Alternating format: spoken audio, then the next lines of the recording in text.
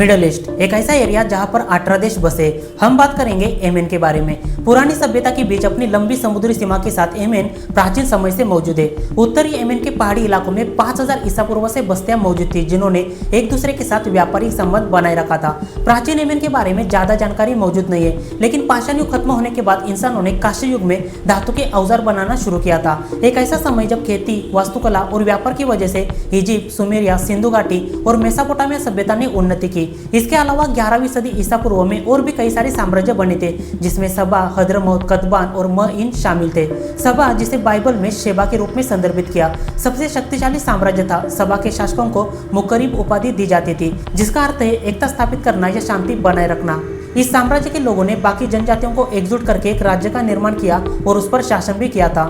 मअरिब Yemen का एक प्राचीन शहर था, जो इतिहास में सबा की राजधानी के रूप में जाना गया था। उस समय शहर फेमस होने का सबसे बड़ा कारण था मअरिब का बांध का निर्माण लगभग 940 ईसा पूर्व में सबाइन द्वारा किया गया था। उसका मेन मकसद खेती योग्य जमीन को सिंचाई के माध्यम से पानी उपलब्ध करना था। इस बांध को उस समय की सबसे बड़ी इंजीनियरिंग टेक्नोलॉजी माना जाता है, जिसने सबा साम्राज्य को संपन्न और शक्तिशाली बनाया। लेकिन कब क्या होगा कोई नहीं जानता। प्राकृतिक आपदा की वजह से 5वीं सदी में बांध टूट गया और बड़े पैमाने पर बाढ़ आई, जिसकी वजह से खेती करना लगभग नामुमकिन हुआ। कहा जाता है कि बांध का टूटना सबा साम्राज्य के पतन का कारण बना। इस साम्राज्य के लोगों ने और बाकी जनजातियों ने वहां से पलायन किया।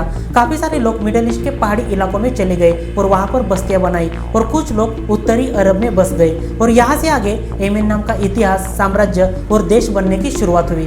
देश के नाम के पीछे की कहानी इतनी लंबी नहीं है। शॉर्टकट में कहा जाए तो अरबी शब्द यूमन से देश को नाम मिला था, जिसका मीनिंग है सबसे ज्यादा लकी देश। एक और सिद्धांत देश के नाम को दर्शाता है, यामीन, जिसका अर्थ है दाहिना या दक्षिण, क्योंकि देश अरब प्रायद्वीप पर मक्का के दक्षिण में बसा है। इसी कारण देश को प्राचीन भौगोलिक लिखावट में दाहिनी ओर से संदर्भित किया है। येमेन के सबसे पुराने और सबसे महत्वपूर्ण शहरों में से एक जाबित का इतिहास बहुत पुराना है। मध्यकाल के दौरान इस्लामी शिक्षा और संस्कृति का प्रमुख केंद्र बन गया था।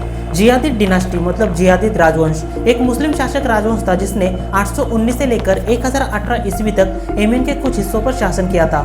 राजवंश की स्थापना दक्षिणी अरब प्रायद्वीप में अब्बासिद खलीफा अल मामूद द्वारा नियुक्त गवर्नर मोहम्मद इब्न जियाद द्वारा की गई थी, जिन्होंने जाबित शहर का भी निर्माण किया था। मध्यकाल के दौरान शहर इस्लामी स्कॉलरशिप के लिए काफी फेमस था, जैसे कि धर्मशास्त्र, न्यायशास्त्र और ग्रामर। शहर में 80 से भी ज्यादा इस्लामिक स्कूल थे और यहाँ के मुस्लिम दुनिया भर के विद्वानों को आकर्षित करते थे। गवर्नर मोहम्मद इब्न जियाद द्वारा स्थापित जाबित की महान मस्जिद धार्मिक अध्ययन का केंद्र बन गई। समय के साथ बाकी साम्राज्य भी बन गए। रसूलिद और ताहरीद राजवंशों ने शहर का और भी ज्यादा विकास किया। हालांकि राजनीतिक अस्थिरता, व्यापार मार्गों में बदलाव, सना और अदान जैसे नए शहरों के निर्माण के कारण जाबित की प्रसिद्धि कम होने लगी। आज के समय शहर को यूनेस्को साइट में शामिल किया है, जिसमें यहाँ की पुरानी मस्जिद, किलेबंदी और प्राचीन घर शामिल है। शहर की ऐतिहासिक रचना खत्म होने के कगार पर है, इसलिए आज के समय वहाँ की सांस्कृतिक विरासत को बचाने के प्रयास चल रहे हैं। देश का इतिहास जितना पुराना है, उससे भी ज्यादा पुरानी उसकी राजधानी, जो लगभग 2500 साल पहले बनी थी।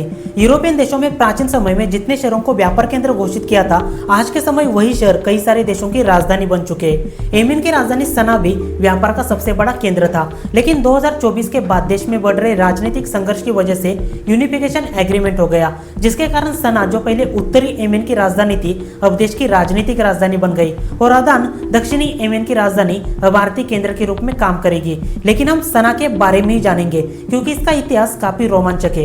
येमेन की राजधानी सना दुनिया के सबसे पुराने लगातार बसे हुए शहरों में से एक है, जिसका इतिहास लगभग 2500 सालों से भी ज्यादा पुराना है। प्राचीन किताबों में लिखा है शहर की स्थापना नूह के बेटे शेम ने की थी।